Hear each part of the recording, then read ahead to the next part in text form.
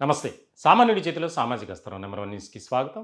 నేను రవీంద్ర. ఆంధ్రప్రదేశ్‌లో ముఖ్యంగా తెలుగుదేశం పార్టీలో ఒక అంతర్గత చర్చ అనేది బాగా నడుస్తోంది. అదేంటంటే అసెంబ్లీ వేదికగా ఎమ్మెల్యేలు మాట్లాడుతున్నటువంటి తీరుపై ముఖ్యమంత్రితో పాటు కూటమిలో భాగస్వాములైనటువంటి జనసేన, అలాగే భారతీయ జనతా పార్టీ వారు కూడా ఆగ్రహాన్ని, అసంతృప్తిని వ్యక్తం చేస్తున్నారు. ఒక సభ అని ఆలోచన లేకుండా అనుచిత, అసభ్యకరంగా మాట్లాడుతూ సభకే అగౌరవం తెచ్చేలా, అలాగే కూటమి ప్రభుత్వానికి కూడా కాస్త ఇబ్బందికరమైనటువంటి పరిస్థితుల్లో మాట్లాడుతున్నారు. తాజాగా ఒక వ్యవహారానికి సంబంధించి బాలకృష్ణ మాట్లాడినటువంటి తీరు ఇటు ప్రతి ఒక్కరిని ఆలోచింపచేస్తుంది. ఆయన మాట్లాడే విధానం కానీ, ఆయన మేనరిజం కానీ, ఆయన బాడీ లాంగ్వేజ్ కానీ చాలా కాస్త అంటే ఒక ప్రజాప్రతినిధిగా ఆయన మంచి వ్యక్తే. 3 సార్లు ఆయన గెలిచారంటే ఒక నియోజకవర్గంలో ప్రజలు ఎంత అభిమానిస్తున్నారో మనం ప్రత్యేకంగా చెప్పక్కర్లా, హిందూపురం నియోజకవర్గ ప్రజలు. మరి అటువంటి ప్రజాప్రతినిధిగా ఆయన హౌస్లో మాట్లాడేటువంటి తీరు ఎలా ఉండాలి? కొంతమంది ఇప్పటికే దానిపై డిఫరెంట్ వేస్లో ట్రోల్ చేశారు. ఆయన మాట్లాడిన విధానం చూస్తుంటే మద్యం సేవించి అసెంబ్లీకి వచ్చారు అనేది. సరే, మేమేదో ఆయన్ను అగౌరవపరిచేలా కించపరచడానికో కాదు. కాకపోతే జరుగుతున్నటువంటి చర్చ ఏంటి అంటే భావి తరాలకు కొంతమంది ప్రజలకు సేవ చేయాలనే ఉద్దేశంతో రాజకీయాల్లోకి రావాలని ఆశ కలిగి ఉంటారు. వారు ఒక యాంబిషన్ పెట్టుకుంటారు. ఒక్కొక్కరికి ఒక్కొక్క లక్ష్యం ఏదైతే ఉంటుందో అలాగే కొంతమంది పొలిటికల్ లీడర్ కావాలనుకుంటారు. దాంట్లో తప్పు లేదు. కానీ మరి మన నాయకులు, ప్రజాప్రతినిధులు వ్యవహరిస్తున్నటువంటి తీరు రకరకాలుగా ఉంది. అనేక రకాల విమర్శలు, ఆరోపణలు. దీనికి సంబంధించి ఇంటర్నల్గా ఎందుకంటే తెలుగుదేశం పార్టీ సంబంధించినటువంటి ఎమ్మెల్యేలే ఆ విధంగా వ్యవహరిస్తున్నారు కాబట్టి ఆయన చాలా సీరియస్ అయ్యారండి. పార్టీ అధినేత నారా చంద్రబాబు నాయుడు వెంటనే ఏదో ఒక ఇష్యూ మీద ఎమ్మెల్యేలు ఇష్టం వచ్చినట్టు మాట్లాడుతున్నారు. తాజాగా జరిగినటువంటి ఇంకో ఘటన, ఆల్రెడీ బాలకృష్ణకు గట్టిగానే క్లాస్ స్పీకర్ అట. హౌస్కి రాకపోయినా పర్లా, కానీ వచ్చిన తర్వాత గౌరవంగా నడుచుకోవాలి. ఎందుకంటే వారి మధ్య ఉన్నటువంటి బంధుత్వం కాబట్టి ఆయనకు కాస్త గట్టిగానే కొద్దిగా స్వీట్ వార్నింగ్ ఇచ్చారని ఒక టాక్ నడుస్తుంది రాజకీయ వర్గాలు. అలాగే ఇప్పుడు తాజాగా మరొక ఇద్దరు ఎమ్మెల్యేలు వారు మాట్లాడినటువంటి విధానంపై కూడా ఒక సీరియస్గా డిస్కషన్ నడిచిందట. దానికి సంబంధించి ఒక ప్రధాన పత్రిక ఈనాడులో వచ్చినటువంటి కథనం ఒకసారి మనం పరిశీలిస్తే, అంటే నిజం చెప్పాలంటే ఈనాడు పత్రిక తెలుగుదేశం పార్టీకి చాలా అనుకూలంగా ఉంటుంది, దగ్గరగా ఉంటుంది అనేది అందరికీ తెలిసినటువంటి విషయం.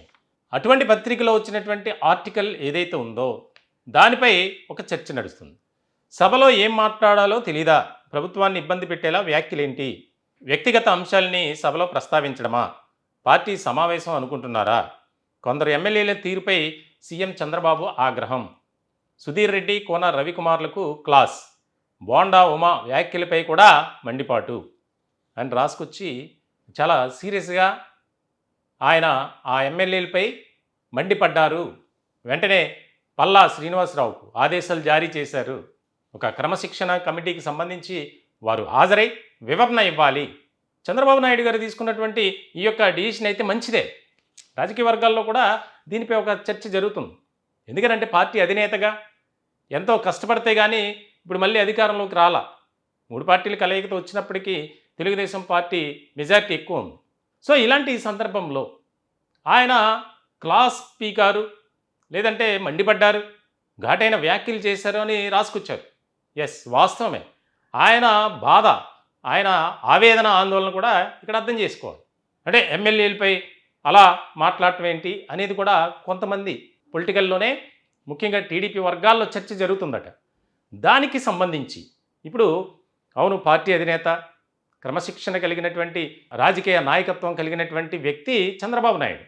పార్టీలో ఉన్నటువంటి వారు కూడా అలాగే ఉండాలని కోరుకుంటారు. అందులో తప్పు లేదు. నేను చూసాను, ఏదైనా ఎవరైనా నాయకుడు తప్పు చేస్తే దానికి సంబంధించి చాలా సీరియస్గా తీసుకుంటారు చంద్రబాబు నాయుడు. సో ఇటువంటి క్రమంలో ఇప్పుడు ఇది ఒక ముఖ్యమైనటువంటి అంశంగా మారింది. అవసరమైతే ఒక క్లాసెస్ నేర్పించండి, చెప్పండి వాళ్ళకి అసెంబ్లీలో ఎలా మాట్లాడాలి. ఒక అంశానికి వచ్చినప్పుడు, ఒక అంశం సభలో ప్రస్తావనకు వచ్చినప్పుడు దాని మీద ఒక మంచి వాతావరణంలో డిస్కషన్ జరగాలి. అంతే తప్ప ప్రభుత్వాన్ని ఇబ్బంది పెట్టే విధంగా మాట్లాడితే ఇంకా మీకును పక్కోళ్ళకి సంబంధం ఏంటి, తేడా ఏంటి అనేది ఇక్కడ మెయిన్ పాయింట్. సో మొత్తానికైతే చంద్రబాబు నాయుడు తీసుకున్నటువంటి నిర్ణయం, ఇకపై ఎవరైనా మాట్లాడితే వారిపై పార్టీ తరపున క్రమశిక్షణ చర్యలు ఖచ్చితంగా ఉంటాయి. అలాగే శాసనసభ వ్యవహారాలకు సంబంధించి కొన్ని ఉన్నాయి నామ్స్. సభలో ఎలా మాట్లాడాలి, ఎలా హుందాతనంగా ప్రవర్తించాలి, వ్యవహరించాలి, పక్క పార్టీ సభ్యులతో ఏ విధంగా నడుచుకోవాలి, అవకాశం వచ్చినప్పుడు ఎవరైతే స్పీకర్, డిప్యూటీ స్పీకర్ ఉంటారో వారు హౌస్ ఉన్నప్పుడు దానికి సంబంధించి ఒక అంశంలో వారికి అవకాశం ఇచ్చారు మాట్లాడమని, అప్పుడు ఏ విధంగా మాట్లాడాలి అనేది నేర్చుకోండి ఫస్ట్. అవసరమైతే ఎక్స్పర్ట్స్ని తీసుకొచ్చి క్లాసులు చెప్పించండి అని చెప్పి తెలుగుదేశం పార్టీ రాష్ట్ర అధ్యక్షుడు పల్లా శ్రీనివాస్కు సీరియస్గా చెప్పినట్లు కూడా తెలుస్తుంది. దీనిపై ఒక ఇంట్రెస్టింగ్ డిస్కషన్ నడుస్తుంది పార్టీలు. ఇప్పటికీ అనేక రకాల అంశాలు. తాజాగా పవన్ కళ్యాణ్ అంశానికి సంబంధించి బోండా ఉమా మాట్లాడారు, పొల్యూషన్ కంట్రోల్ బోర్డు వ్యవహారానికి సంబంధించి. అప్పటి నుంచి వరుసగా ఎవరొకరు ఏదో ఒక విషయంలో ఇలా నోరు పారేసుకోవడమే జరుగుతుంది. సో ఇటువంటి సందర్భంలో ప్రతి ఒక్కరికి కూడా ఒక మెసేజ్ అనేది ఇచ్చారట. వెంటనే ఈ వ్యవహారం జరిగిన తర్వాత అక్కడ ఇంటర్నల్గా ఎమ్మెల్యేలందరినీ కూర్చోబెట్టి ఇటువంటివి పునరావృతం అయితే చర్యలు తప్పవు, ఇక మీ ఇష్టం అని చెప్పి సీరియస్ వార్న్ చేసినట్లు కూడా తెలుస్తుంది. ఈ టాపిక్పై మీ విలువైనటువంటి అభిప్రాయాలు కామెంట్ రూపంలో తెలియజేయండి. దయచేసి మా ఛానల్ని సబ్స్క్రైబ్ చేసుకోండి. Thank you.